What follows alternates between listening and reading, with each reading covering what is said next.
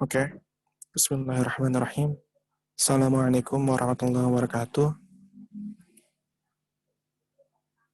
Kami dari kelompok 8 ingin mempresentasikan PowerPoint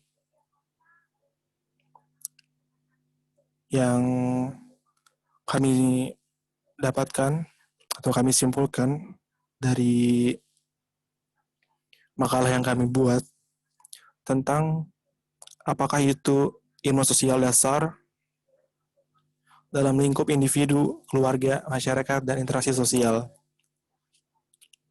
Dan semua ini disusun oleh Ahmad Matin, Ferdian Nur Artista, Reva Rivaldo, dan Sabrina Arfa. Sebelum kita masuk ke teori atau ke permasalahan, kita harus tahu poin-poin yang akan kita pelajari mungkin di minggu-minggu yang akan datang. Tapi sekarang kita fokus dalam dasarnya dulu, itu adalah permasalahan individu, keluarga, dan masyarakat, dan interaksi sosial juga.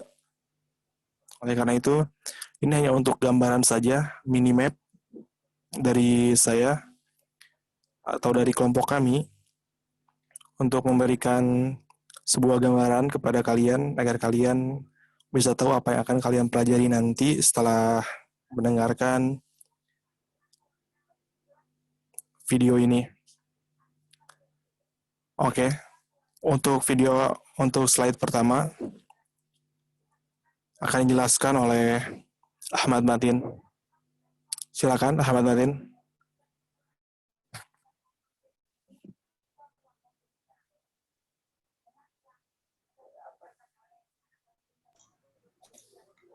Ilmu sosial dasar.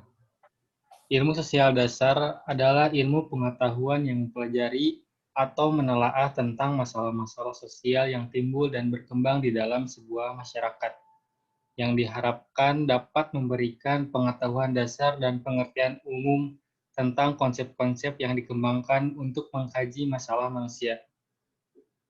Menurut ahli, Kate Jacob, ilmu sosial dasar adalah sesuatu yang dibangun dan terjadi dalam sebuah situs komunitas. Ada banyak menurut para ahli, nanti bisa dilihat di makalah. Tujuan ilmu sosial dasar adalah sebagai salah satu dari mata kuliah dasar umum, ilmu sosial dasar mempunyai tujuan pembinaan mahasiswa agar yang pertama, memahami dan menyadari kenyataan-kenyataan sosial dan masalah-masalah yang ada di dalam masyarakat.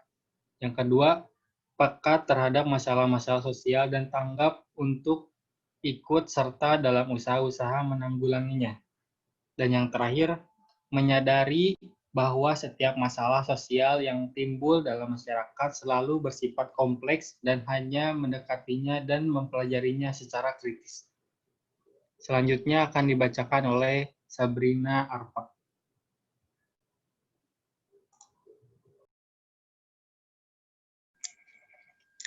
Individu. Individu berasal dari kata indef yang berarti tak dapat dibagi atau dipecah, yang berarti perorangan atau diri pribadi. Setiap individu lazim memiliki ciri-ciri khas yang melekat dalam dirinya, sehingga memberikan identitas khusus yang disebut kepribadian. Tidak seperti kerumunan bebek, ternyata masyarakat juga dapat disebut sebagai kerumunan atau himpunan manusia, menuntut setiap individu untuk memiliki kedudukan dan peranan tertentu dalam lingkungan, memiliki tingkah laku yang khas atau tidak seperti bebek, memiliki kepribadian, artinya jika ketiga hal tersebut tidak berhasil dimiliki seseorang, maka orang itu akan cenderung tidak disenangi oleh orang-orang lain di sekitarnya. Setelah itu keluarga. Ilmu sosial mendeskripsikan sebagai satuan sosial terkecil yang dimiliki manusia sebagai makhluk sosial, yang ditandai oleh adanya kerjasama di bidang ekonomi. Keluarga juga disebut kelompok pertama karena setiap keluarga akan melahirkan individu dengan berbagai macam bentuk kepribadian dan sikap, serta perilaku. Menurut William J. Goode, keluarga disebut dengan fungsi-fungsi sebagai berikut. 1. Pemulas kebutuhan individual. 2. Reproduksi. 3. Pemeliharaan. 4. Sosialisasi. 5. Penempatan anak dalam masyarakat. 6. Pengaturan seksual. 7. Kontrol seksual. Keluarga mempunyai fungsi sebagai pemuas kebutuhan pribadi. Dapat ditunjuk contoh konkret misalnya di bidang cinta, kebutuhan seks, maupun kebutuhan untuk menjadi rahasia pribadi. Adapun fungsi sosialisasi yang dimaksud adalah tugas setiap ayah dan ibu untuk membimbing atau memperkenalkan dan mengertikan norma-norma kehidupan kepada anak-anaknya. Ini berkaitan pula dengan fungsi menempatkan anak dalam masyarakat, agar sang anak memahami tata krama pergaulan dengan orang-orang di sekitarnya. Sedangkan fungsi pengaturan seksual adalah fungsi untuk melestarikan atau membudayakan aturan-aturan berhubungan seksual pada manusia. Pengaturan seksual sebagai fungsi keluarga dilaksanakan dengan cara berikut. Yang pertama, menanamkan norma-norma keabsahan dalam berhubungan seks. Misalnya, tidak boleh berhubungan seks dengan orang yang bukan istri atau suami yang sah. Yang kedua, menegakkan tabu-tabu dalam hubungan seks dengan keluarga dekat. Misalnya, tabu berhubungan seks dengan keluarga dekat atau di masa pertunangan. Yang ketiga, mencegah penyimpangan dalam hubungan seksual, misalnya perzinaan, semen level, pergudikan, dan melahirkan sebelum menikah. Dan fungsi sosial yang dimaksud adalah tugas setiap ayah dan ibu untuk selalu mengawasi atau mengontrol anak-anaknya agar tidak menyimpang atau bahkan melanggar aturan-aturan hidup masyarakat. Selanjutnya akan dijelaskan oleh Reva.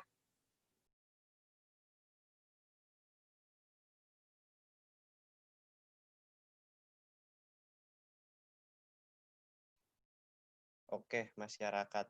Manusia merupakan makhluk yang memiliki keinginan untuk menyatu dengan sesamanya, serta alam lingkungan di sekitarnya. Dengan menggunakan pikiran, naluri, perasaan, keinginan, manusia memberi reaksi dan melakukan interaksi dalam lingkungannya. Pola interaksi sosial dihasilkan oleh hubungan yang berkesinambungan dalam suatu masyarakat. Arti definisi atau pengertian masyarakat. Berikut ini adalah beberapa pengertian masyarakat dari beberapa ahli sosiologi di dunia. Menurut Selo Sumarjan, masyarakat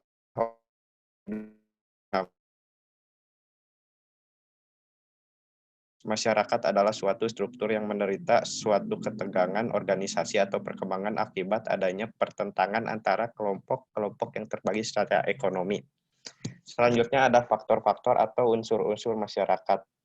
Menurut Surjono Sukanto, alam masyarakat setidaknya memuat unsur sebagai berikut. 1. Beranggotakan minimal 2 orang. 2. Anggotanya sadar sebagai satu kesatuan. 3. Berhubungan dalam waktu yang cukup lama yang menghasilkan manusia baru yang saling berkomunikasi dan membuat aturan-aturan hubungan antar anggota masyarakat.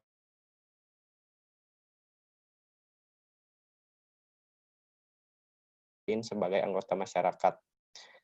Selanjutnya ada ciri-ciri atau kriteria masyarakat yang baik.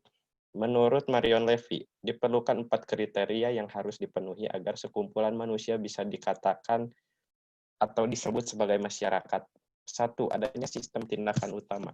2. Saling setia pada sistem tindakan utama. 3. Mampu bertahan lebih dari masa hidup seorang anggota.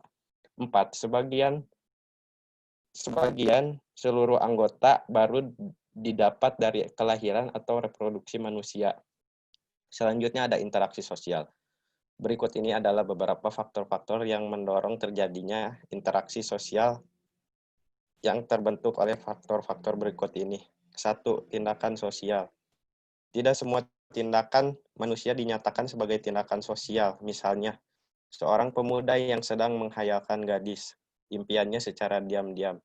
Menurut Max Weber, Tindakan sosial adalah tindakan individu yang dapat mempengaruhi individu-individu lainnya dalam masyarakat. 2. Adanya kontak sosial. Dalam kehidupan sehari-hari, kontak sosial dapat dilakukan dengan cara kontak sosial yang dilakukan menurut cara pihak-pihak yang berkomunikasi. Bentuk-bentuk interaksi yang mendorong terjadinya lembaga, kelompok, dan organisasi sosial. 1. Bentuk interaksi sosial menurut jumlah pelakunya. A. Interaksi antara individu dan individu. Individu yang satu memberikan pengaruh, rangsangan, atau stimulus kepada individu lainnya. Wujud interaksi bisa dalam bentuk pejabat tangan, saling menegur, bercakap-cakap, atau mungkin bertengkar. B. Interaksi antar individu dan kelompok. Bentuk interaksi antara individu dengan kelompok, misalnya, seorang ustadz sedang berpidato di depan orang banyak. Bentuk semacam ini menunjukkan bahwa kepentingan individu berhadapan dengan kepentingan kelompok. C. Antara kelompok dan kelompok. Bentuk interaksi seperti ini berhubungan dengan kepentingan individu dalam kelompok lain. Contoh, satu kesebelasan sepak bola bertanding melawan kesebelasan lain. Oke, selanjutnya akan dilanjutkan oleh Ferdian Nurprasista. Oke. 2. Bentuk interaksi sosial menurut proses terjadinya. Yang pertama, A. Imitasi. Imitasi adalah pembentukan nilai melalui dengan meniru cara orang lain. Contohnya, seorang anak seringkali meniru kebiasaan orang tuanya. Yang kedua, atau B, identifikasi. Identifikasi adalah menirukan dirinya menjadi sama dengan orang yang ditirunya. Contohnya, seorang anak laki-laki yang begitu dekat dan akrab dengan sang ayah pasti akan suka mengidentifikasi dirinya menjadi sama dengan ayahnya. Yang ketiga, atau C, sugesti. Sugesti dapat diberikan dari seorang individu kepada kelompok. Kelompok kepada kelompok, kelompok kepada individu. Contohnya, seorang remaja putus sekolah akan dengan mudah ikut-ikutan terlibat kenakalan remaja atau terbawa arus, tanpa memikirkan akibatnya yang akan datang. Yang keempat, atau D, motivasi. Motivasi juga diberikan dari seorang individu kepada kelompok. Contohnya, pemberian tugas dari seorang guru kepada muridnya merupakan salah satu bentuk motivasi supaya mereka mau belajar dengan rajin dan penuh rasa tanggung jawab. Yang kelima, atau E, perasaan simpati. Ini bisa juga disampaikan kepada seseorang atau kelompok, orang atau suatu lembaga yang formal pada saat-saat yang khusus. Misalnya, apabila perasaan simpati itu timbul pada seorang penjaga terhadap seorang gadis, sebaiknya atau sebaliknya, kelak akan menimbulkan perasaan cinta dan kasih atau kasih dan sayang. Yang ke-6, F, empati. Empati itu dibarengi perasaan organisme tubuh yang sangat dalam. Contohnya, jika kita melihat seorang yang celaka di hadapan kita sampai terluka berat, dan itu mungkin salah seorang kerabat kita, maka perasaan empati menemukan kita seolah-olah kita ikut celaka bersama dengan dirinya. Dan itulah presentasi yang kami sampaikan atas poin-poin yang kami tuliskan di PowerPoint ini. Dan itu juga diambil dari poin-poin makalah. Terima kasih telah mendengarkan dan melihat video kami.